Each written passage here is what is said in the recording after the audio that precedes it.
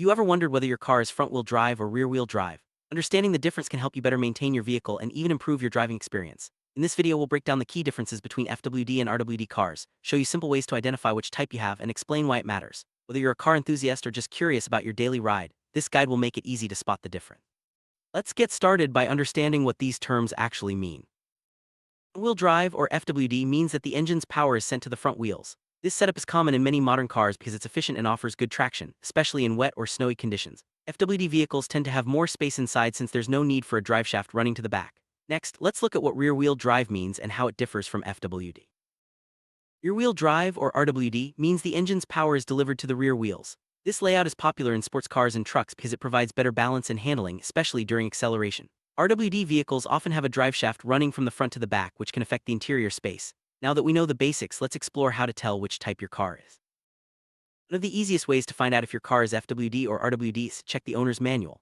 The manual usually lists the drivetrain type under the specifications section. If you don't have a physical copy, you can often find a digital version online by searching your car's make and model. This method is quick, reliable, and doesn't require any tools or technical knowledge. But if you want to confirm for yourself, let's move on to some hands-on checks. If you're comfortable getting a little hands-on, take a look under your car. For FWD vehicles, you'll usually see the engine and transmission up front, with no large driveshaft running to the back. In contrast, RWD cars have a noticeable driveshaft connecting the front engine to the rear axle. This is a clear visual clue that can help you identify your car's drivetrain. Always make sure the car is parked safely before checking underneath. Another clue is the engine layout. Most FWD cars have a transverse engine, meaning the engine is mounted sideways. This setup is efficient for sending power to the front wheels. On the other hand, RWD cars often have a longitudinal engine mounted front to back, which aligns with the driveshaft going to the rear wheels. A quick look under the hood can give you a good hint about your car's drivetrain.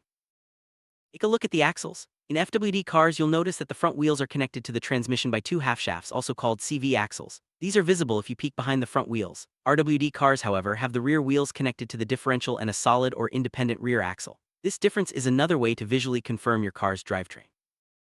Some manufacturers make it easy by labeling the drivetrain type on the car itself. Look for badges or labels on the trunk, near the doors, or even under the hood. You might see terms like FWD, RWD, or even model names that hint at the drivetrain. While not all cars have these labels, it's worth a quick look before diving deeper.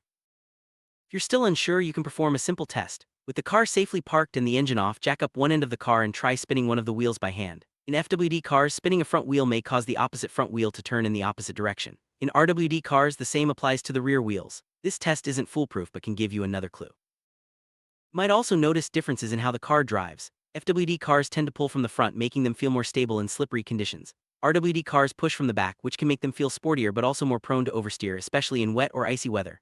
While this isn't a definitive test, experienced drivers can often sense the difference just by how the car handles. If you're still not sure, there are plenty of online resources to help.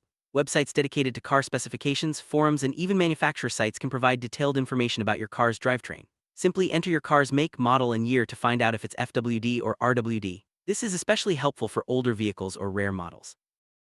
When in doubt, a professional mechanic can quickly identify your car's drivetrain. Mechanics have the experience and tools to check under the car and confirm whether it's FWD or RWD. If you're getting your car serviced, just ask them to show you the key features that indicate the drivetrain type. It's always good to learn from the experts. Knowing whether your car is FWD or RWD isn't just trivia, it affects how you drive, maintain, and even modify your vehicle. FWD cars are generally better for everyday commuting and bad weather, while RWD cars excel in performance and handling. Understanding your drivetrain can help you make smarter choices about tires, repairs, and upgrades.